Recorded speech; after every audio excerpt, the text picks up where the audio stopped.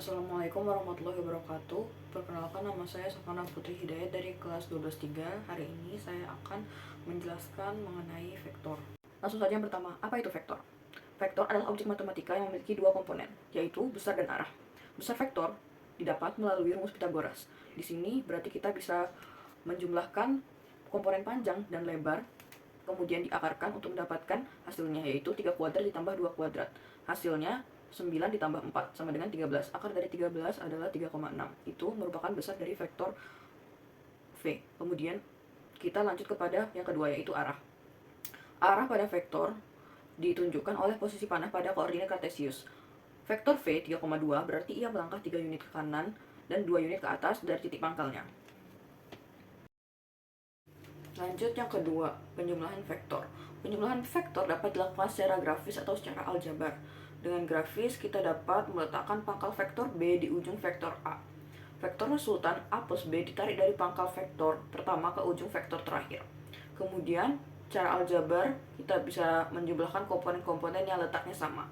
Komponen atas atau X itu dijumlahkan dengan sesamanya. Jadi 2 plus 1 sama dengan 3. Kemudian komponen bawah atau Y kita jumlahkan juga dengan sesamanya. Jadi 1 plus 2 sama dengan 3. Hasil akhirnya adalah 3,3. X-nya 3, Y-nya juga 3. Lanjut ke nomor 3, yaitu pengurangan vektor. Di sini kita punya vektor A dan vektor B.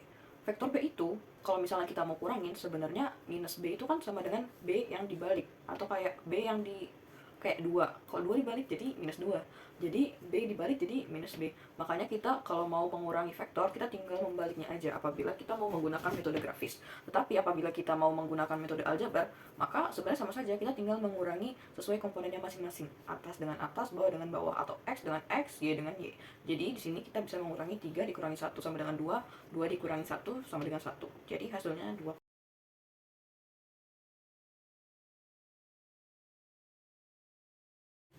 Lanjut ke perkalian skala.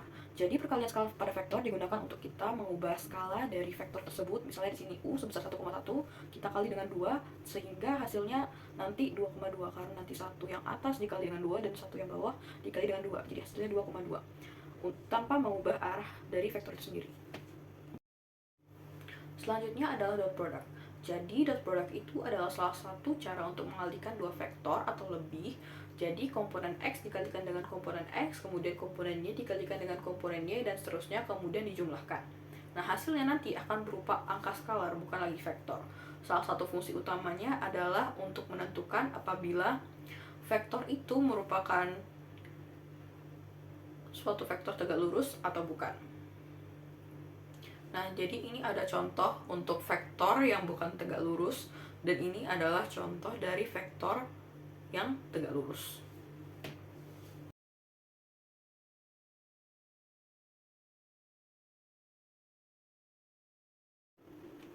Sekarang mari kita lihat cross product atau perkalian silang. Berbeda dengan dot product yang hasilnya angka, cross product masukkan vektor baru yang tegak lurus dengan bidang asalnya. Misalkan, kita punya dua vektor di bidang X, Y. A, 3i plus 2j, dan B sama dengan i plus 4j. Untuk dua komponen, kita cukup menghitung selisih perkalian silang komponennya. Jadi AX dikali BY dikurangi dengan AY dikali BX. 12 dikurangi 2, hasilnya adalah 10. Karena ini terjadi di bidang X, ya, hasilnya akan mengarah ke sumbu Z, atau kita sebut dengan K juga, yaitu 10K. Bagaimana jika vektornya memiliki 3 komponen? Kita akan menggunakan bantuan matriks determinan agar lebih mudah. Susun vektor satuan I, J, dan K di baris pertama. Lalu ikuti dengan komponen vektor A dan B di baris berikutnya. Untuk komponen I, tutup kolom I. Lalu hitung determinan sisanya. Jadi 2 dikali 1 dikurangi 1 dikali 1. Hasilnya adalah 3. Lakukan hal yang sama untuk J dan K. Kemudian perhatikan pada grafik 3D. Vektor kuning yang muncul adalah hasil akhirnya. Vektor ini selalu membentuk sudut 90 derajat terhadap vektor biru dan hijau sekaligus.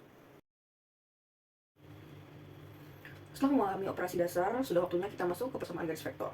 Berbeda dengan garis dua dimensi yang kita kenal dengan Y sama dengan MX plus C, di ruang 3D atau vektor, sebuah garis didefinisikan oleh dua hal utama. Yang pertama, vektor posisi. Ini adalah titik tetap yang dilewati oleh garis tersebut, disimbolkan dengan A. Kemudian yang kedua ada vektor arah, yang disimbolkan dengan V. Ini menentukan kemana arah garis tersebut membentang. Kemudian ada parameter atau T. Angka skalar ini memungkinkan kita menjangkau seluruh titik di sepanjang garis. Contohnya, jika sebuah garis melalui titik 1, 2, 3 dengan arah vektor 4, 0, dan min 2, maka persamaannya menjadi R sama dengan 123 ditambah T dalam kurung 40, min 2.